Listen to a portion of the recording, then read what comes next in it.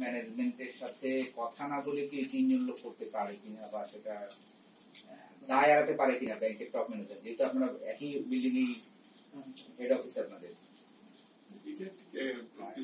দিতে পারবো না এই কারণে আমাকে যেটা ম্যানেজমেন্টে বলা হচ্ছে এই প্রকৃত ঘটনা যেটা আপনার সামনে তুলে ধরার জন্য। অর্থাৎ একজন গ্রাহক, গুরুত্বপূর্ণ গ্রাহক ব্যাংকিং সময় পরে আসছেন, তার চেকের ব্যালেন্স আছে বলে তার অ্যাকাউন্টে তাদের টাকাটা দেওয়া আছে এবং পরবর্তীতে বাংলাদেশ ব্যাংকের যে অডিট টিম আসছে তাদের সামনেই এটাকে অ্যাডজাস্ট করে নেওয়া আছে। এটি হলো আমাদের কর্তব্য।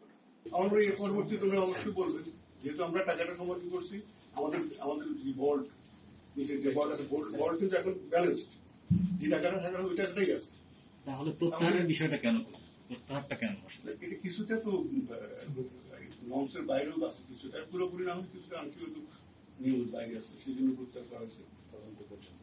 আর তদন্ত কমিটি করা হয়েছে, এটা আপনারা জানেন তদন্ত কমিটির সুবিধার্থে কিন্তু যাদেরকে আমরা আপাতত মনে করি তাই তাদেরকে সরাসরি সরিয়ে নেওয়া হয়, প্রত্যাহার করা হয়।